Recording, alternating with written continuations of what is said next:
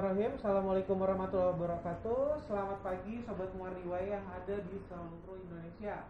Gak cuma di Jateng saya harap ya. Nah, pada kesempatan kali ini Selasa 16 Februari tahun 2021 kita ketemu lagi host dan host. Tapi sekarang host tetap host, hostnya yang satu jadi narasumber. Kali ini kita akan berbincang-bincang yaitu mengenai isolasi mandiri pada pasien positif COVID-19. Ya. Bersama Dr. Artrin Adiputri, spesialis paru. Selamat pagi Dr. Artrin. Selamat pagi Dr. Sandi, selamat pagi semua sobat Muardiwai. Semoga selalu sehat tentunya. Nah, harus. Tidak menutup kemungkinan yang melakukan acara ini Dr. Artrin itu kan mungkin sedang terkonfirmasi COVID, sedang isolasi mandiri. Iya, bisa banget. Apakah memang pasien dengan terkonfirmasi COVID-19 ini sebelumnya bisa dok menjalankan isolasi mandiri? Berarti kan di rumah.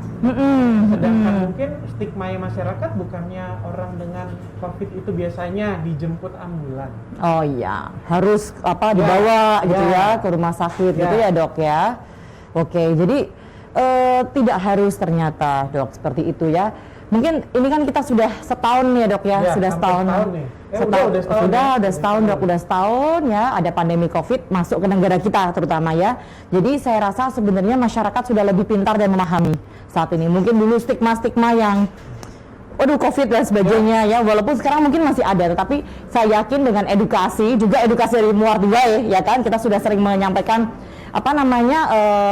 pemaparan tentang COVID ya, materi-materi COVID. Nah, ternyata memang ada pasien-pasien yang memang terkonfirmasi COVID itu tidak harus selalu dibawa ke rumah sakit. Nah, karena apa? Memang ada derajatnya dok, ada derajatnya. Ada yang memang COVID tanpa gejala, ada yang mungkin gejalanya ringan, ada yang sedang, berat sampai kritis. Jelas kalau yang berat, kritis itu harus dirawat di rumah sakit, terutama rumah sakit rujukan ya, di mana ada berbagai macam fasilitas untuk menunjang. Karena biasanya seperti itu, misalnya kalau respiratorik ya, maksudnya pernapasan, ada gagal napas, perlu alat bantu napas, seperti itu. Baik dok, berarti ternyata pada pasien terkonfirmasi ini tidak semuanya istilahnya stigmanya dijemput paksa sama ambulan.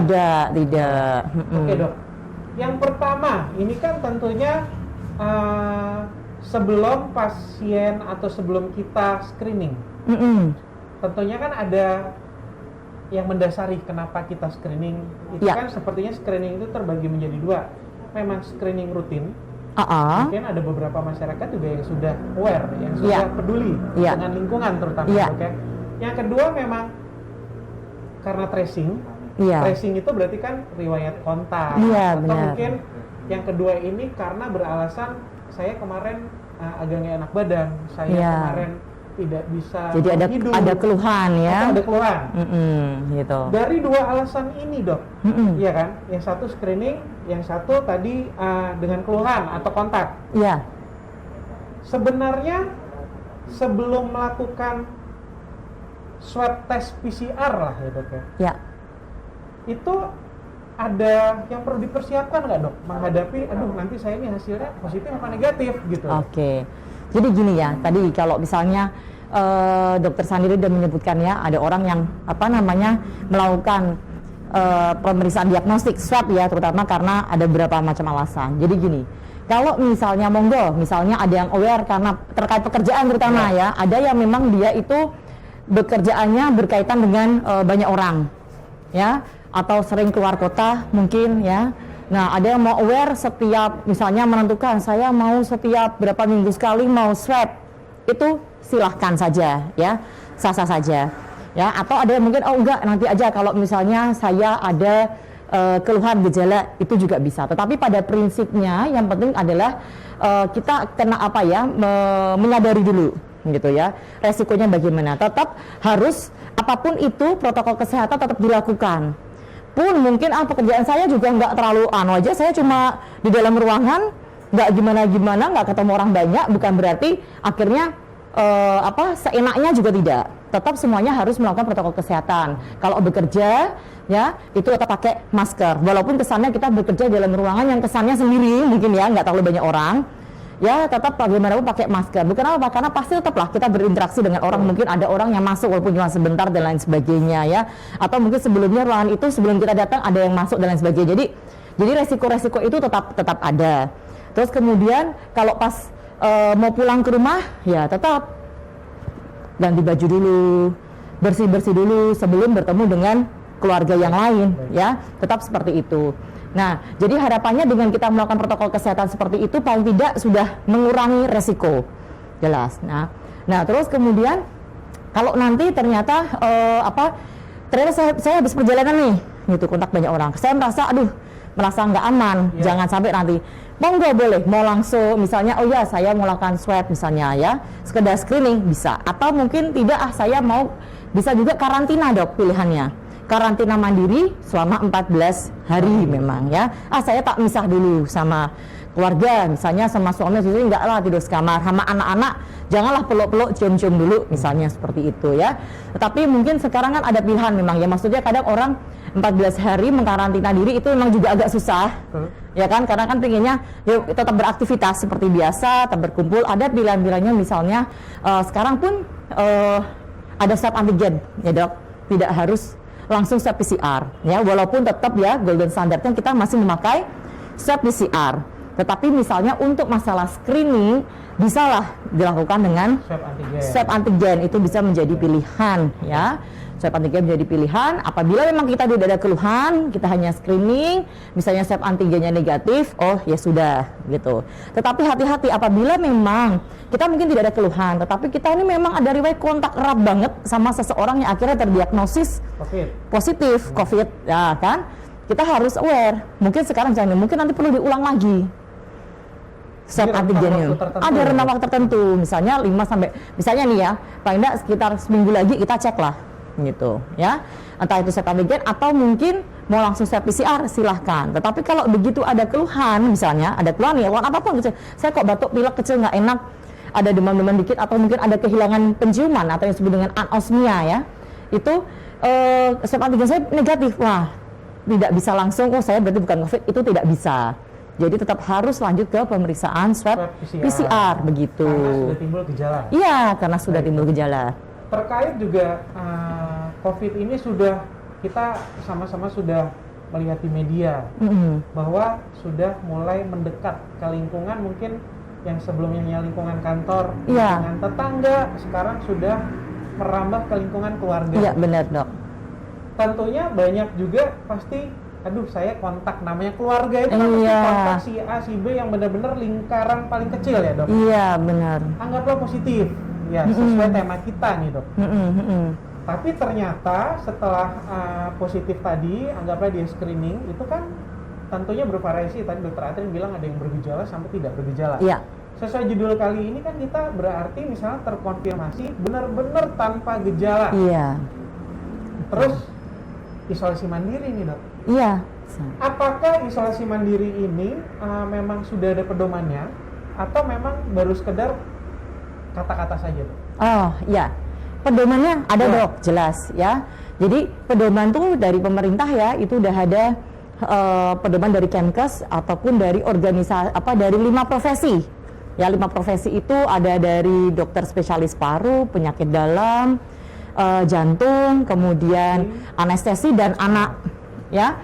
Itu berkolaborasi yang memberikan panduan ya, supaya supaya tidak membuat bingung kan gitu ya, yang dipedomani terutama oleh tenaga-tenaga kesehatan juga yang melayani pasien-pasien COVID ya. Jadi kita juga bisa memberikan edukasi kepada masyarakat dan juga kepada pasien. Nah, jadi kalau yang misalnya terkonfirmasi COVID ya tanpa gejala, itu tadi penyebabnya bisa saja memang dia tracingan tadi ya, dari tracingan ya, dari kontak erat dan lain sebagainya ternyata positif ya, swab PCR-nya positif ya, karena kalau berarti tanpa gejala mestinya terkonfirmasinya dengan swab PCR ya, karena begitu tanpa gejala tapi swab PCR positif, kita akan bilang seseorang itu memang terkonfirmasi COVID ya, tapi tanpa gejala. Nah, tidak harus mondok di rumah sakit, tidak ya, tetap bisa melakukan isolasi mandiri di rumah masing-masing. Cuma memang ada beberapa hal yang harus diperhatikan ya. Kadang ada yang orang bilang, aduh rumah saya sempit kecil, nggak bisa padat, terus gimana ya, memang itu menjadi kendala kadang ya. Dan bersyukur sekali kadang ada daerah yang memang menyediakan bangunan ya, bukan rumah sakit sebenarnya ya, bangunan atau asrama yang juga dialokasikan bisa untuk para orang-orang yang positif COVID tapi tanpa gejala, yang mungkin di rumah tidak bisa melakukan isolasi mandiri, jadi dikumpulkan di situ. Bukan berarti terus yang dipaksa baik ambil, enggak sih sebenarnya. Jadi itu lebih koordinasi dengan wilayah setempat ya, entah Pak RT atau lurahnya dengan puskesmas setempat ya. Jadi prinsipnya kita bukan ingin menjudge seseorang, tapi malah merangkul. Iya. Merangkul supaya semuanya tertata, supaya apa ya, memutus rantai penularan COVID ini. Dan tadi apalagi dalam keluarga ya, justru karena kita suka lengah ya kalau sama keluarga, yang namanya keluarga waktu kerja prepet nih ya toh. Nah, sampai rumah kita lupa maksudnya ya. Nah itu ya, apakah di rumah harus pakai masker terus? Memang mungkin agak susah ya dok. Mungkin tergantung resiko pekerjaan. Nah itu ya, resiko pekerjaan. Misal kalau saya pribadi ya, saya nakes di rumah, saya cenderung saya sering juga memakai masker. Walaupun mungkin tidak harus setiap hari, tapi saya melihat misalnya hari ini saya beresikonya bagaimana, seperti itu ya. So saya mengurangi nih nyiwol anak itu, saya mengurangi gitu. Iya gitu ya, memang seperti itu ya. Atau mungkin teman-teman yang bekerja, saya habis kayak tadi keluar kota, saya habis meeting nih, ketemu banyak orang atau gimana ya. Coba istilahnya, kalau makanya kita harus mengenali dulu diri kita sendiri, kondisi kita badannya bagaimana. Nah ntar dulu deh gitu, banyak misalnya beberapa hari, kayaknya nggak apa-apa, mungkin bisa lagi dengan keluarga. Jadi memang kita harus bisa mengenali diri kita sendiri dan juga mengenali anggota keluarga kita ya. Maksudnya dalam artian jangan-jangan mungkin kita yang nggak apa-apa kesannya, tapi keluarga saya, anak saya kok terjadi demam ya, lalu apa ya, jangan-jangan dan sebagainya, jangan-jangan dari saya nih, jangan seperti itu. Baik, tentunya kita juga harus bisa mengukur diri ya dokter. Iya. Kita sapa dulu sobat Muardiwa yang ada di Instagram. Ada Heru Rahma, Dwi Sari, Zain, Mbak Wina Asri, kemudian ada lagi Risa Airisa, Deku Sumadewi, Risa Parianti, Cil 13, Galang Toretto, @BRH18. Terima kasih Sobat Muardiwa yang sudah bergabung. Nah, sekarang ada saatnya Dokter Atrin ini punya slide. Iya. Slide yang menarik dan saya minta tolong admin. Saya slideshow ya. Insya Allah nanti Sobat Muardiwa bisa melihatnya di tampilan layar, bisa? Muncul kah? Ya ini hanya poin-poin ya yang mungkin paling tidak bisa teman-teman baca semua. Jadi dan tentunya ini tadi yang udah disebutkan Dokter Atrin ya, berarti ini berdasarkan pedoman yang sudah diterbitkan. Pedoman tata laksana COVID ya, edisi yang terbaru itu adalah edisi ketiga yang dikeluarkan pada bulan Desember 2020. Berarti masih update. Masih update. Ini yang terakhir, iya. Bahkan di launching istilahnya baru disosialisasikan sekitar bulan Januari 2021. Oke. Sip, keluar ya, oke ya, tentang isolasi mandiri ya, terutama pada pasien tanpa gejala. Jadi sebenarnya isolasi mandiri tidak hanya tanpa gejala sih. Pada yang gejala ringan itu bisa dilakukan isolasi mandiri gitu. Jadi gejala ringan tuh yang seperti apa? Yang prinsipnya adalah, kalau tadi tanpa gejala jelas ya, tidak ada gejala sama sekali ya. Kalau yang ringan itu istilahnya tidak ada gejala-gejala pernapasan yang sifatnya berat, yang sampai nafasnya misalnya berat gitu. Kalau segala kayak misalnya kehilangan penciuman, kemudian pilek-pilek sedikit tapi badan masih enak ya. Mungkin kalau demam sumber sedikit tapi tidak yang tinggi, itu masih bisa dibilang ringan dan bisa untuk dilakukan isolasi mandiri. Ya, tetapi pada saat mulai merasa kok panasnya tingginya nggak hilang-hilang, kemudian nafasnya mulai terasa berat, batuknya tambah berat. Nah, itu harus periksa dan pokoknya ke dokter itu harus istilahnya dia diperiksa lebih lanjut. Ya gitu ya, mungkin harus memang mondok di rumah sakit ya, jadi jangan ditahan-tahan di rumah juga gitu loh. Takutnya gini dok, maksudnya awalnya isolasi mandiri gitu kan mungkin baik, tetapi apabila ada gejala kenali, makanya jangan sampai terlalu berlarut di rumah akhirnya sampai ke rumah sakit jadi terlambat, itu juga yang berbahaya ya. Oke. Kita akan bicara tentang isolasi mandiri untuk penderita COVID yang tanpa gejala ya. Nah, berapa lama sih dilakukan isolasi mandiri ya? Kalau tanpa gejala ya, itu melakukan isolasi mandiri itu 10 hari ya, sejak dia sejak tanggal pengambilan spesimen, pengambilan swab yang hasilnya dinyatakan positif. Baik, berarti kita luruskan dulu dok bahwa kadang-kadang ini kan orang memulai pada saat hasil keluar. Iya. Berarti sebelum hasil keluar atau tepatnya pada saat dia di swab itu hitungan hari sudah pertama. dimulai. Iya, begitu Baik, ya. baik.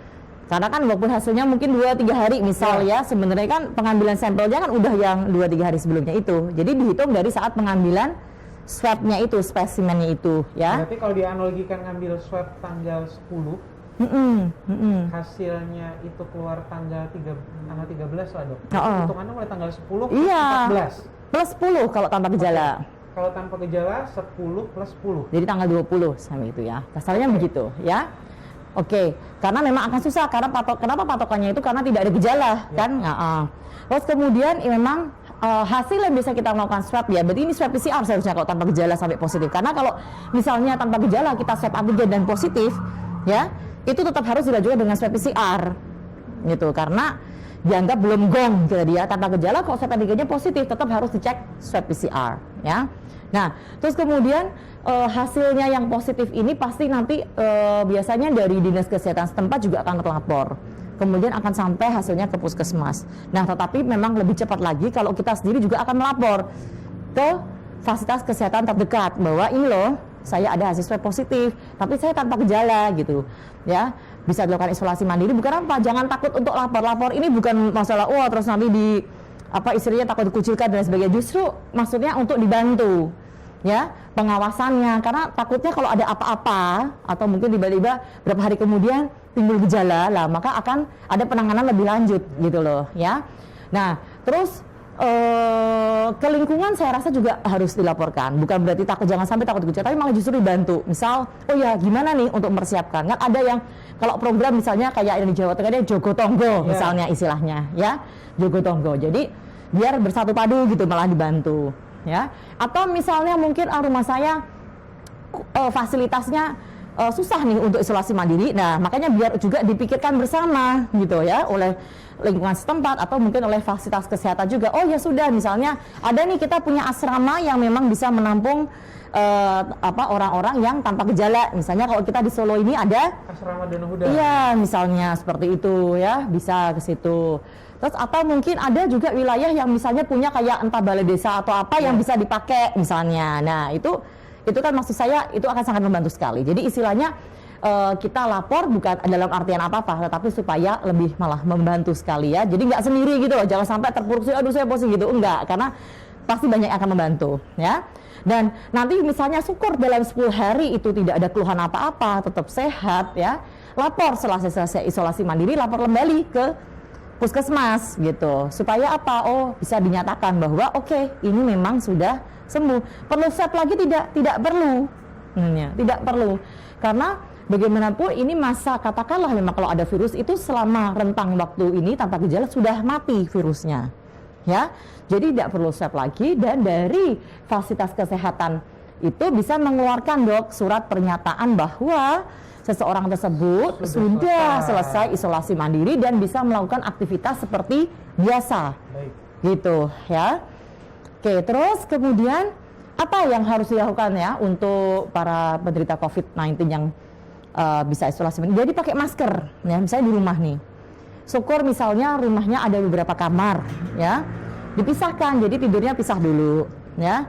Tapi pilihlah kamar yang memang ada jendelanya dengan akses matahari yang baik. Jadi walaupun tersendiri di kamar bukan berarti diam di dalam terus istilahnya kamarnya nggak dibuka-buka, terus istilahnya tidak kena sinar matahari, tidak boleh seperti itu gitu ya. Tidur kamar sendiri ya. Kamar setiap pagi juga jendela harus dibuka, sinar matahari biar bisa masuk, sirkulasi udara berganti. Tidak apa-apa karena kena sinar matahari panas itu akan mati virusnya ya.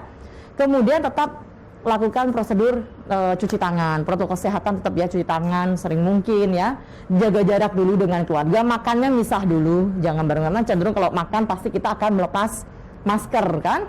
Terus kemudian kalau batuk ya, kita harus etika batuk ya, kalau pakai masker misalnya, kalau maskernya udah basah ganti.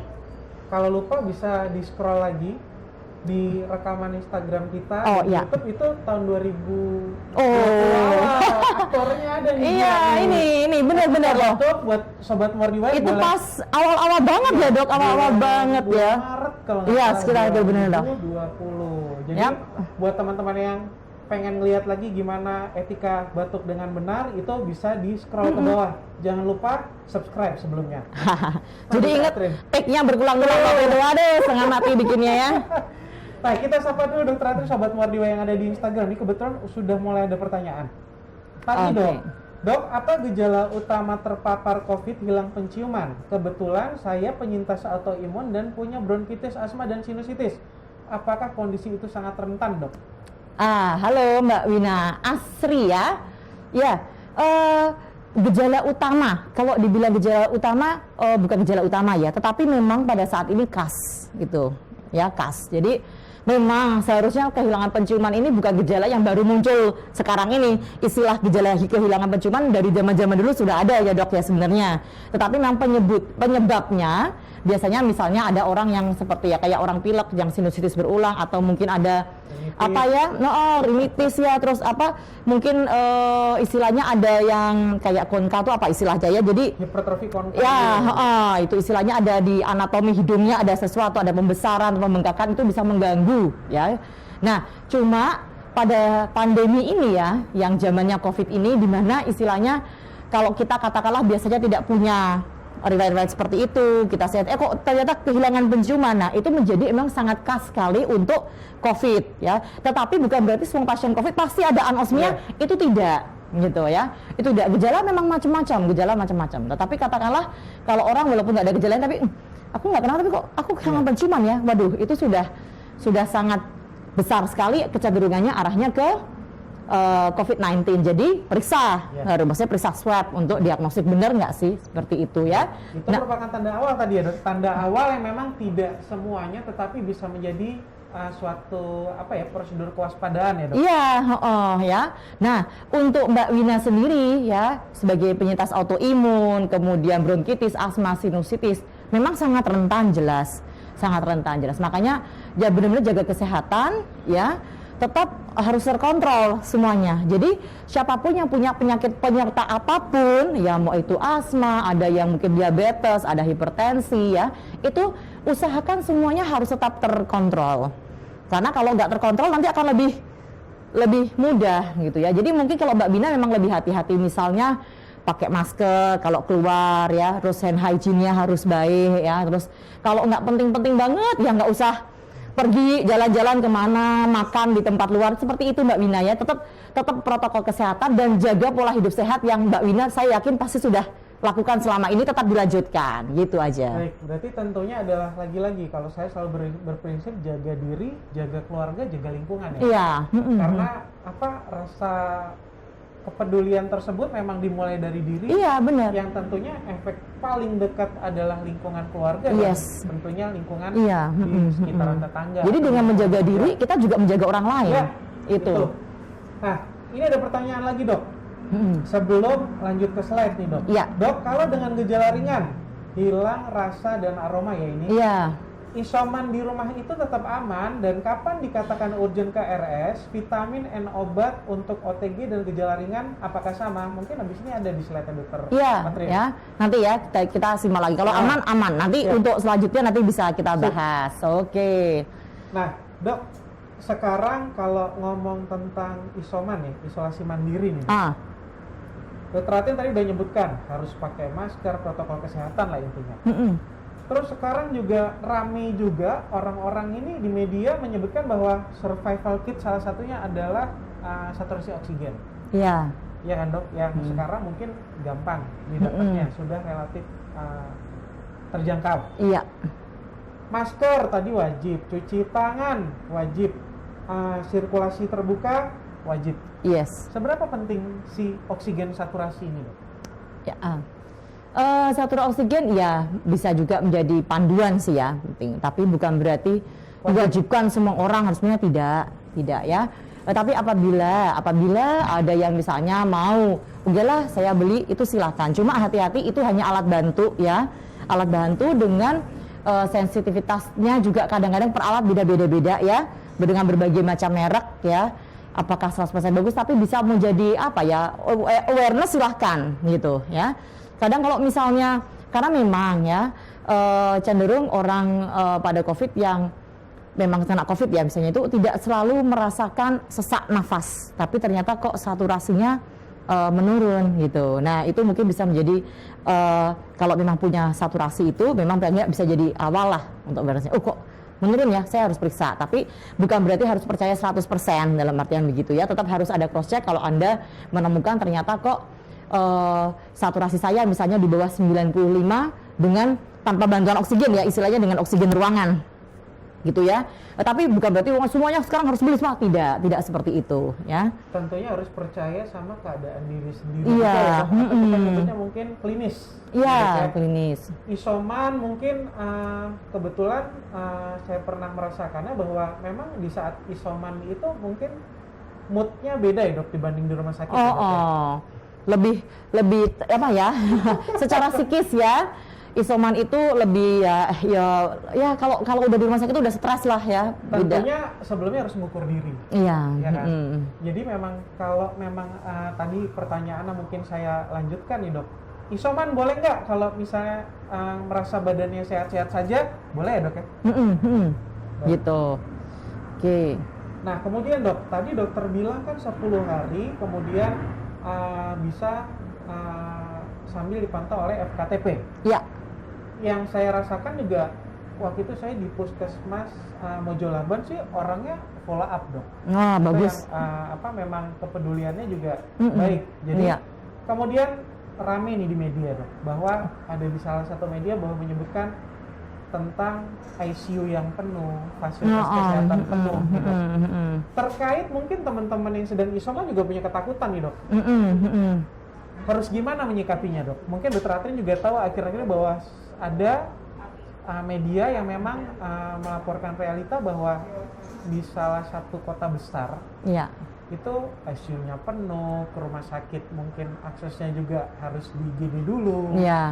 Kalau memang keadaannya seperti itu dok, kapan kita harus mikir, oh saya isolasi mandiri aja deh? Nah, ya itu tadi, kalau misalnya memang gejalanya ringan ya tadi ya, istilahnya mungkin kadang ada demam greges ya, tapi yang nggak tinggi, ya toh.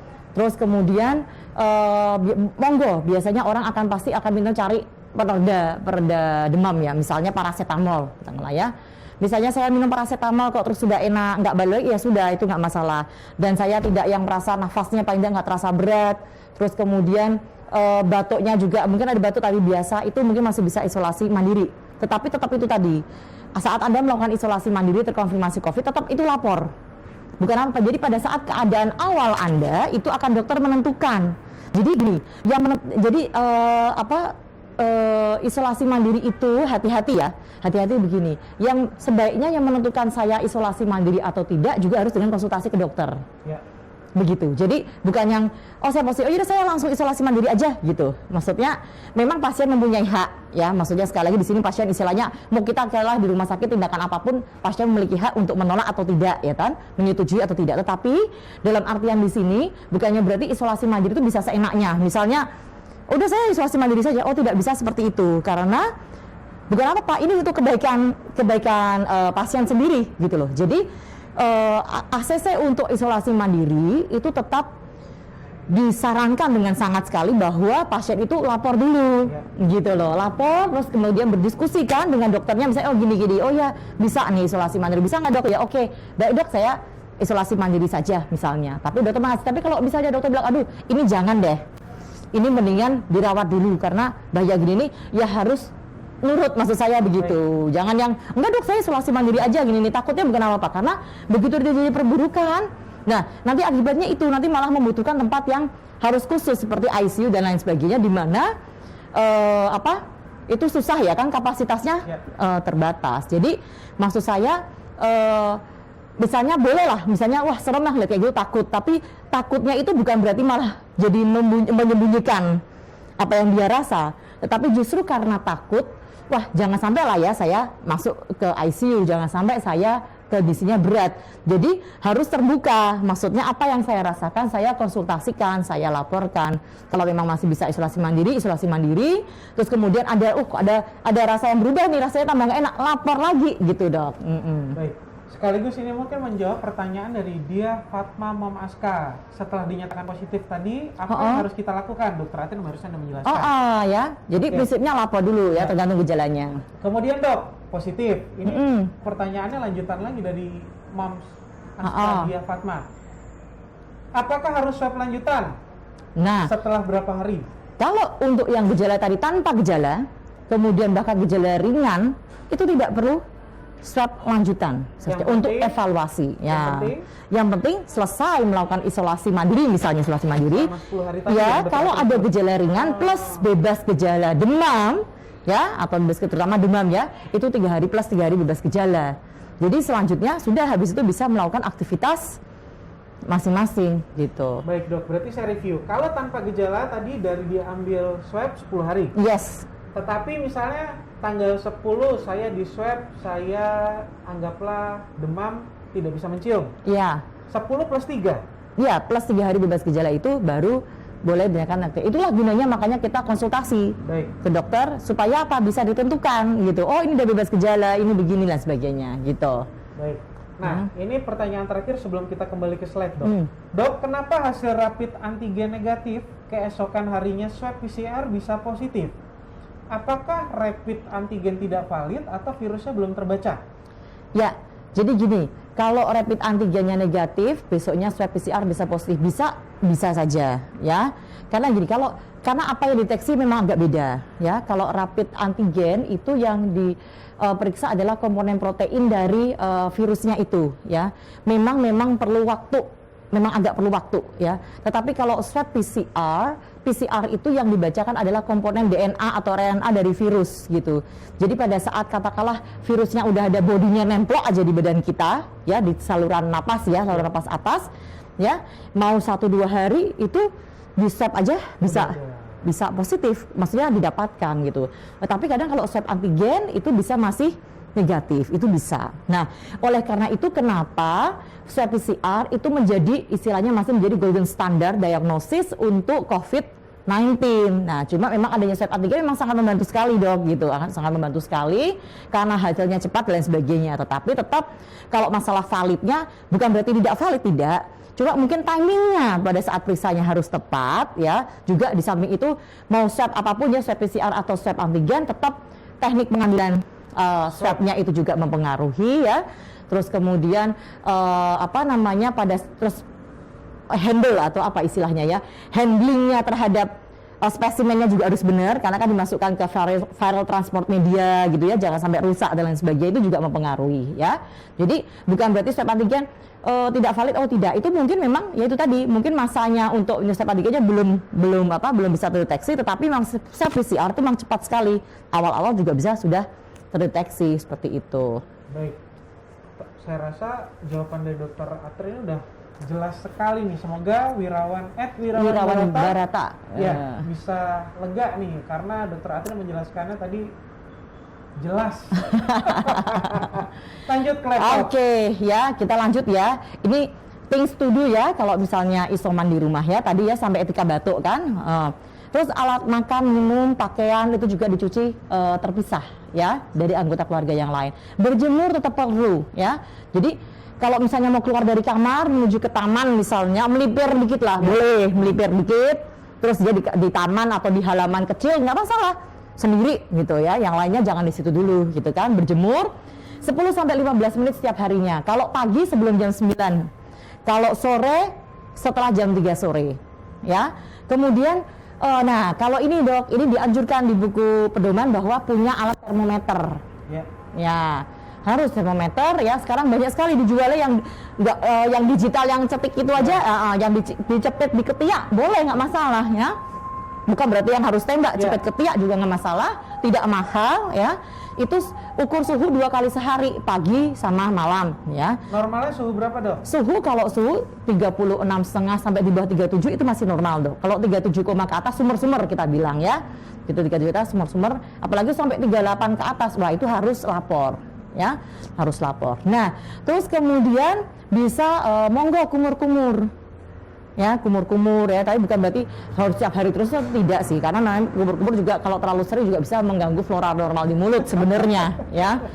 Tapi yang penting pastikan bahwa bersih lah di saluran napas kita itu. Kalau merasa beresiko, ya boleh ya. Dan tetap pola hidup sehat ya. Jadi tadi saya bilang jangan cuma terus dekem di kamar, itu enggak ya. Tetap olahraga ringan silahkan. Makan minum tidak ada pantangan khusus ya, kecuali kalau memang punya penyakit penyerta ya seperti biasa orang diabetes jangan manis-manis dan lain sebagainya. Tapi pokoknya pola makan minum yang sehat, terus kemudian olahraga ringan tetap silakan dilakukan gitu ya. Jadi jangan takut nggak berani gerak nanti tambah sakit. Oh tidak, justru harus ada aktivitas ya, harus ada gerak, terus harus happy. Nah ini penting nih. Jadi psikis itu sangat terpengaruh ya. Jadi kalau sakit COVID ya udahlah, maksudnya sedih boleh, tetapi jangan berlarut. Justru malah dibuat harus positif, berpikiran positif, karena begitu kita happy ya, daya tubuh kita akan meningkat justru gitu.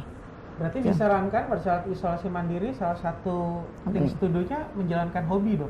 Boleh banget. Iya kan, misalnya ibu-ibu nonton drakor boleh. Boleh banget ya. Biasanya kerja nggak sempat nonton drakor lah, ini malah justru kesempatan gitu ya. Mau ngeristik jahit-jahit, boleh silahkan ya.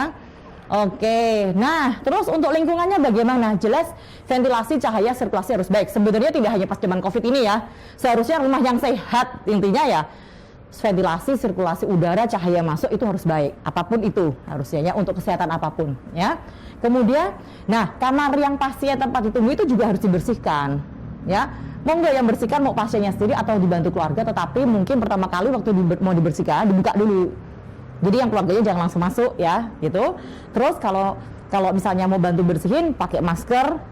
Saran saya pakai handskun juga ada, pakai handskun. Terus dilap. Monggo, misalnya kan sekarang banyak ada kayak semprot-semprot alkohol. Desinfektan. Ya, desinfektan. Boleh. Barang-barang yang biasa di bawah meja atau apa itu tetap dibersihkan. Jadi tetap dibersihkan sebenarnya, jangan bukan dikelemperkan supaya istilahnya kuman virus-virusnya ya cepat mati ya. Terus udaranya di dalam segala macam jadi seger sih gitu ya. Dok, berarti kalau yang memang merasa tidak ada keluhan atau badannya sehat, boleh dong bersihkan mandiri juga? Boleh. Sebagai bentuk tadi Dokter Atrin juga menyebutkan aktivitas fisik ringan. Boleh, nggak masalah ya. Nah, keluarga yang kontak erat pun itu juga lapor ke FKTP. Pasti akan didata tadi untuk tracingan ya. Betul. Nah, untuk tracingan, sekarang macam-macam. Kalau dulu mungkin harus di swab, tapi sekarang bisa juga swab atau tidak itu bisa. Ya, tidak, tapi bisa melakukan karantina mandiri keluarganya, terus kemudian tetap diawasi dari FKTP. Kalau misalnya sampai ada keluhan, nah harus itu dilakukan swab seperti itu ya.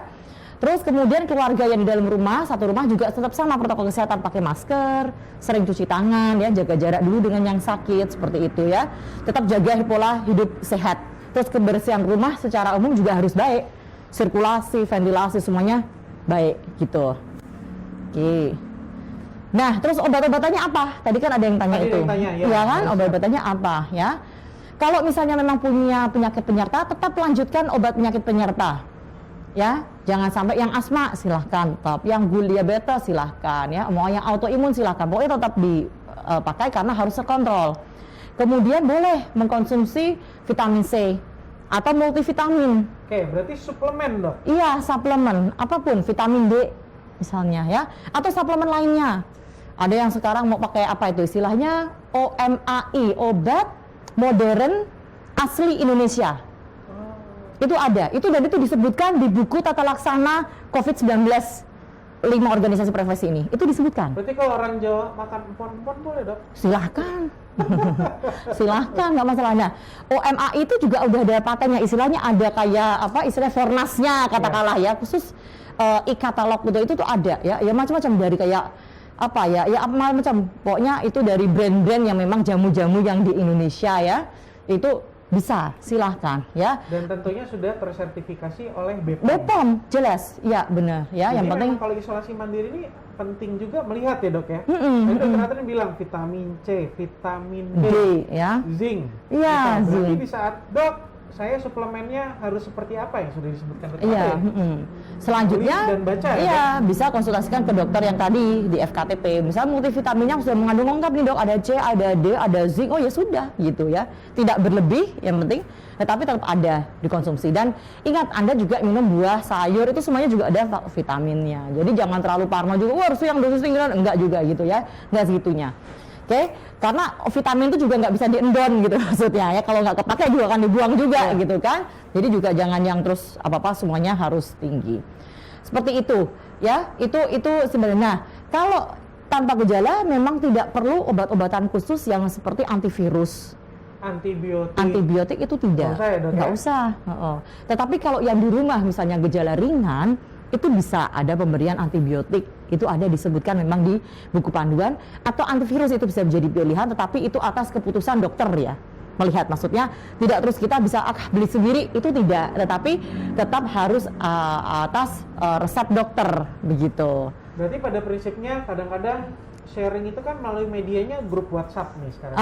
Aku kemarin dapat obat antivirus, kok kamu nggak boleh ya? Nggak boleh. Karena sifatnya itu masing-masing. Iya, individual, gitu, iya, kondisi beda-beda ya. Nah, disinilah makanya pentingnya untuk tetap berkonsultasi dengan dokter karena kondisi beda-beda gitu ya. Baik. Nah, terus nih Dokter Atrin, ada juga teman-teman ini pastikan di saat dia terkonfirmasi isolasi mandiri, tentunya yang saya rasakan dan banyak sekali contohnya bahwa kepedulian tetangga, gitu kan, terutama terkait Jogotongo tadi ya, mungkin di Jawa Tengah ini sedang dilaksanakan. Seberapa dekat tetangga itu bisa mengakses terkait misalnya dok, ya nanti kan tetangga ada yang ngirim makanan, ada yang merasa peduli bahwa saya kirim suplemen atau apalah bentuk kepeduliannya dok. Sebagai tetangga atau orang terdekat di lingkungan rumah itu kadang-kadang jadi pertanyaan, dok saya bisa mendekat berapa jauh? Boleh nggak sampai pagernya? Atau kalau orang tersebut berjemur di rumah, gimana ya dok? Apalagi mungkin ngerasa tetangga kan satu langit, satu udara gitu dok. Oke, ya kalau jaga jarak tetap seperti panduan selama ini paling nggak misalnya 1,5 meter ya, itu sudah cukup ya. Nah, saya yakin gini, kalau misalnya di pagar saja ya toh sekedar menaruh makanan ya itu nggak masalah, tapi asal jangan pagaran terus sama deket-deket akhirnya nempel ngobrol itu jangan ya. Tapi hanya ditaruh aja sudah, tinggal pergi. Kalau misalnya pasiennya lagi berjemur di depan rumah dan kita hanya lewat di jalan, saya rasa juga nggak masalah. Toh seharusnya yang keluar jalan pun yang berjemur juga pakai masker kan, gitu. Jadi yang tetangga yang lagi lewat juga pakai masker, yang itu juga pakai masker, nggak masalah, itu jarak jauh. Sekedar menyapa, halo pak, gitu aja. Jangan paranoid, tetap patuhi protokol kesehatan. Iya gitu ya. Halo pak, malah itu bisa menjadi semangat buat ini. Oh pak, semangat cepat sembuh ya pak. Nah gitu aja, nggak usah ngobrol panjang lebar ya, tapi menyapa, wah itu sudah sangat luar biasa. Bahkan sekedar klakson aja menyenangkan dong. Iya, menyenangkan, iya benar. Itu mungkin kita yang misalnya katakanlah kita belum sehat tidak merasa ini ya, kayaknya biasa aja hal, tapi sepele, gitu. Iya, padahal hal sekecil itu pun itu dirasa sangat luar biasa bagi para orang-orang yang mungkin terkena COVID gitu loh. Benar-benar merasakan ada suatu dukungan batin ya, dukungan, jadi gitu artinya lebih senang. Atau di telepon misalnya, video call, wah sekarang teknologi sudah maju sekali ya, mau ketemu rame-rame rapat RT pakai Zoom, nah itu tetap bisa ketemu rame-rame, tetap bahas bareng-bareng nggak masalah gitu. Dan tentunya menggunakan media tadi dengan bijak ya dok. Iya. Judgement bahwa tadi yang Dr. Atin udah bilang juga, saya dapat antivirus, kok aku enggak, sampai akhirnya berusaha mengakses sendiri, atau bahkan mungkin mengejar FKTP-nya, kok saya nggak dapat, dia dapat. Ya, membanding-bandingkan kondisi-kondisinya. Tapi harus bijak ya dok. Iya. Baik, kita sapa sobat Muardiwaya yang ada di Facebook nih Dr. Atrin, ada MNI Lestari, ibu dokter keren banget, keren. Halo, ibu juga keren. Kemudian dari Eka Syaputra Matiam, dok, kalau kita mengalami radang di tenggorokan, terus penciuman berkurang, terus kita harus bagaimana? Nah itu, ini dalam masa pandemi seperti ini, tentunya kita pikiran pertama jangan-jangan ya terkena COVID ya. Lakukan swab kalau ada begini, ya swab ya. Saran saya swab ya minimal swab antigen. Kalau sampai hasil swabnya antigen kok malah negatif dengan gejala seperti ini, harus maju ke swab PCR. Atau mau langsung swab PCR? Boleh gitu ya. Konsultasi juga terus dengan dokter gitu. Lapor misalnya kalau enggak ke FKTP, kok saya ada keluhan seperti ini ya gitu. Dan tentunya sebelumnya sesuai judul kita, isolasi mandiri dulu ya dok. Tetap, nah begitu Anda merasa ada gejala, so itu istilahnya membatasi dulu lah, jangan terlalu banyak, aku nggak enak nih banyak, udahlah jangan cium-cium dulu sama anak lah gitu. Saya tak pakai masker dulu di rumah terus lah sebelumnya, itu perlu. Saya kamarnya sendiri dulu deh, suami atau istri pisah dulu, nah itu. Jadi jangan nunggu istilahnya, oh tegak baru gitu enggak, tetapi pada saat Anda merasa ada gejala yang harus dibatasi dulu sampai terbukti tidak gitu. Oke, semoga jawaban Dr. Atrin bisa menjawab pertanyaan dari Eka Syaputra. Lanjut nih dok, dari Putri. Dok mau tanya, kan kakak saya itu rapid antibody reaktif. Terus ke 14 harinya rapid antigen positif juga. Terus apa itu harus lapor atau isolasi mandiri? Tanpa lapor itu gimana ya dok?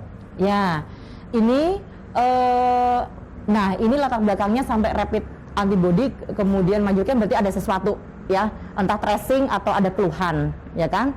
Nah saya tetap harus lapor ya. Isolasi mandiri mungkin bisa dilakukan, oleh karena itu lapor dulu gitu. Nah apalagi kalau karena saya yakin seseorang sampai cek rapid antibody terus kemudian kan berarti ada sesuatu latar belakangnya gitu loh. Ada dua tadi ya dok. Iya. Bisa memang prosedur apa ya istilahnya, awareness ya, perawatan rutin, pengecekan rutin, iya ada keluhan misalnya betul, ya itu kan atau mungkin memang karena kayak awareness, berarti kan biasanya orang melakukan seperti itu karena menyadari misalnya saya sering perjalanan keluar kota atau saya kontak orang banyak nih pekerjaan saya ya. Nah itu tetap lapor. Nah apakah nanti dilakukan isolasi mandiri atau tidak nanti tergantung dari arahan dokternya gitu, karena bukan apa-apa, takutnya kalau udah isolasi mandiri tanpa lapor, kalau ada apa-apa gitu loh, terus nanti datang takutnya ke rumah sakit udah jelek kan sayang kan nggak pengen seperti itu gitu. Baik, nah dok ini kan tadi ada statement nih tanpa lapor, kira-kira ada pesan apa dok? Harusnya kan ya lapor aja nah, dok ya. Nah itu mungkin tadi ya karena orang masih takut dengan stigma ya, kalau aduh udah kalau bisa dulu saya suka ini, aduh saya kalau cek ke rumah sakit misalnya ya, ke Muardi swab gitu ya, kayaknya kan pasti terdata semua. Kalau aku berarti swabnya ke laboratorium, misalnya laboratorium swasta ya, itu nanti nggak akan ketahuan ya. Nah itu loh, jadi kayak karena mungkin masih ada stigma bahwa seseorang nanti kalau misalnya positif, nah itu tadi kan di tracing, sama itu wow, ambulans berdatangan misalnya begitu ya. Tapi awal-awal dulu saya paham sih ketakutan seperti itu ya, dalam artian memang kadang akan orang juga menanggapinya, mungkin timnya juga bukan mau berlebih, tetapi namanya hal baru, benar juga pengennya sigap, cepat, jadi kesannya menakutkan begitu ya. Tetapi ternyata tidak seperti itu sebenarnya, dalam artian sekarang saya lihat pendekatan untuk petugas-petugas Satgas juga lebih bagus, dalam artian lebih smooth gitu, lebih smooth, jadi bukan kayak tim gerebekan gitu ya. Betul. Gitu. Dan tentunya tadi mungkin sekarang sudah sampai ke tetangga, keluarga. Tentunya ini juga menjadi kewajiban kita tadi ya, kembali Dr. Atrin ya, peduli terhadap diri, peduli terhadap keluarga, dan peduli terhadap lingkungan. Tentunya kita tidak mau juga ada orang terkonfirmasi berkeliaran.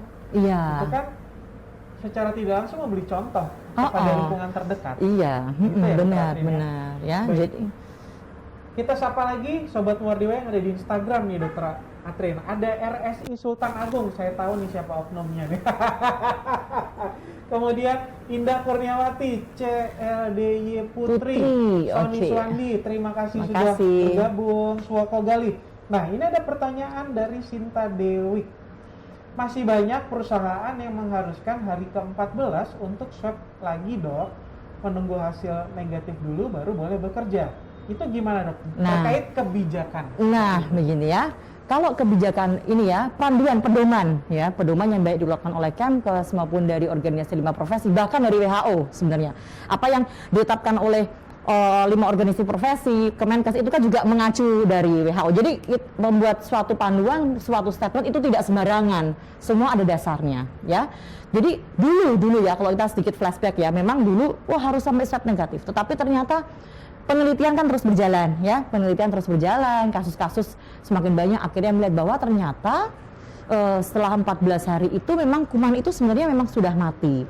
Ternyata tetap bisa terdeteksi dengan swab PCR karena dead body dari virus itu. Katakanlah sama-sama lah kita manusia, kita meninggal nih misalnya, mau sudah sampai dikubur pun dibuka lagi mau dicek DNA-nya juga masih bisa gitu kan, ya kan, untuk identifikasi misalnya kasus-kasus kecelakaan dan lain sebagainya ya. Sama seperti virus ini, padahal sudah virus mati, jadi sudah tidak hidup lagi ya. Nah, untuk kasus-kasus istilahnya yang ringan, itu memang tidak perlu sebenarnya. Cuma memang mungkin ada kebijakan-kebijakan lokal ya dari perusahaan-perusahaan beberapa yang memang inginnya swabnya harus negatif ya. Memang seharusnya mungkin ini pendekatannya, soalnya pendekatannya adalah bahwa perusahaan-perusahaan itu harusnya juga ada pendekatan dari pemerintah dalam artian untuk edukasi ke perusahaan bahwa memang tidak harus seperti itu gitu. Pun sebenarnya yang saya suka kadang kasihan ini sih, mereka akhirnya cek swab bolak-balik dengan biaya sendiri.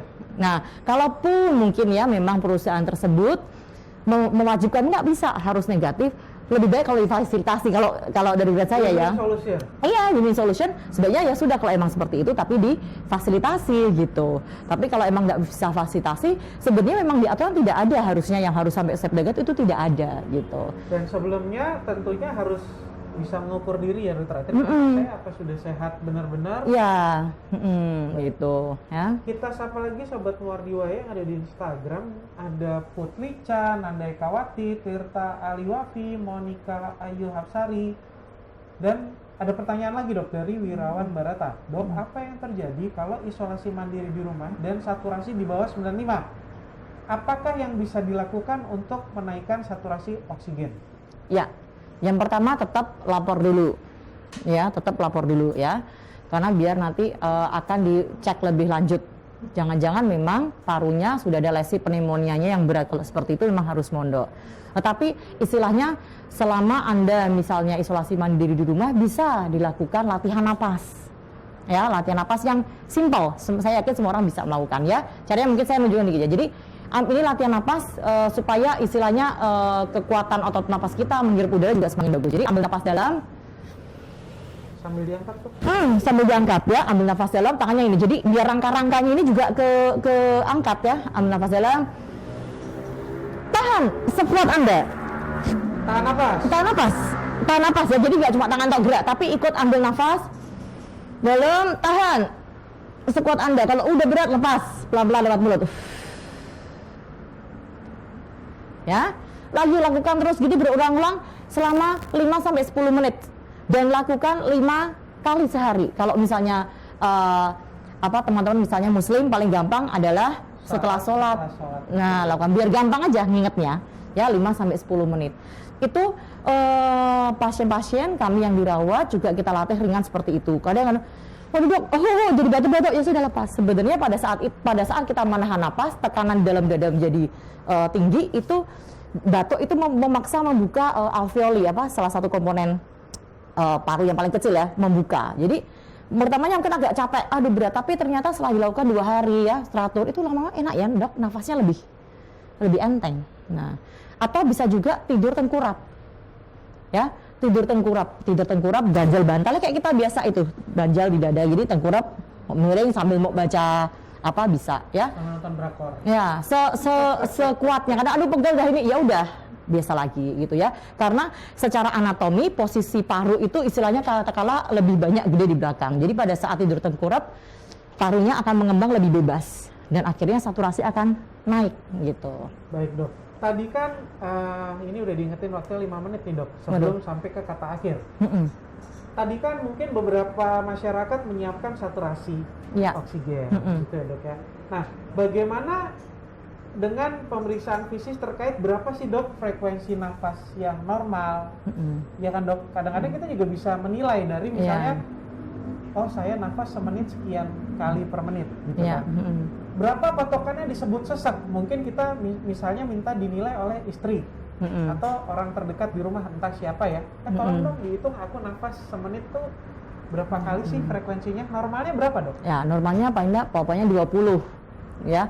Tetapi dalam kondisi santai ya. Kalau habis aktivitas apa pasti bisa meningkat ya. Tapi kalau dalam kondisi santai misalnya ya, kondisi santai kok kelihatan nafasnya kok sampai 24 ke atas. Nah, itu kok nafasnya cepet ya, mulai cepet ya, itu hati-hati gitu. Berarti juga penilaian sederhana tersebut Bisa sebagai juga. screening awal. Bisa screening awal, tapi asal waktu ngukur jangan diketahui ya. Karena orang, kalau aku dulu akan nafasnya langsung jadi gini. Diatur, jadi jadi tegang malah jadi. Berarti memang sebagai masyarakat awam di luar sana, misalnya, anggaplah kita berdampingan dengan penyintas, dengan orang terkonfirmasi COVID. Itu kan bisa sambil menilai dari jauh ya. Apakah dia nafasnya butuh usaha? Iya. Dan bisa kita hitung. Iya, bisa hitung. Satu, terus kelihatan biasanya orang napas kan nyampe ini kok kayaknya sampai ini ya, sampai kayak lebih berat gitu loh. Mungkin yang sakit sendiri nggak berasa, sesak enggak. Tapi kalau ngeliat, kita ngeliatnya kayaknya dia ada effort untuk bernafas gitu. Baik. Wah, ternyata jadi tidak harus beli saturasi oksigen, memang bisa kita mengamati orang-orang di sekitar kita yang memang mungkin berdampingan dengan kita terkonfirmasi COVID, kita lihat bagaimana dia cara bernafas dan frekuensi nafasnya tadi. Baik, terima kasih kepada Sobat Muardiwa yang sudah bergabung. Tidak terasa saya udah diingatkan untuk waktu sudah habis. Nah, sebelum acara ditutup, Dokter Atrin, punya tips tertentu nggak? Kata akhir nih, Dokter Atrin. Boleh ditampilkan? Ini sih, saya ambil dari germasnya Kemenkes ya. Jadi, tips agar tetap sehat di masa pandemi COVID ya. Jadi kalau kalau nggak penting-penting ya di rumah aja. Yang bekerja silahkan bekerja ya, nggak masalah. Tapi bukan berarti selesai kerja pulang, nggak usah keluyuran dulu yang aneh-aneh gitu ya. Terus yang kedua, makanan sehat konsumsi tetap ya. Makan minum yang sehat seperti biasa, jangan minum alkohol ya.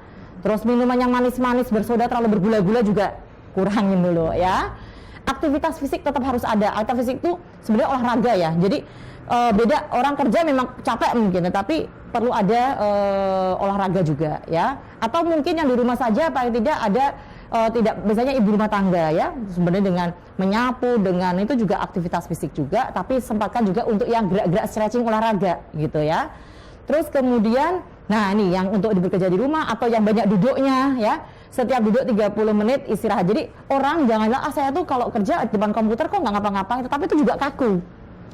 Banyak kan yang istilahnya mager. Iya, jadi tetap harus setiap hari gerak-gerak, karena banyak juga orang yang padahal saya kerjanya berat bukan berarti kayak tukang pikul doang, tapi kok sini kencang-kencang semua. Iya, statis geraknya begini-begini tetap nggak bagus ya. Jadi tetap harus gerak-gerak ya. Jangan merokok tetap ya, stop rokok. Yang belum nggak merokok jangan coba-coba. Yang merokok stop gitu ya.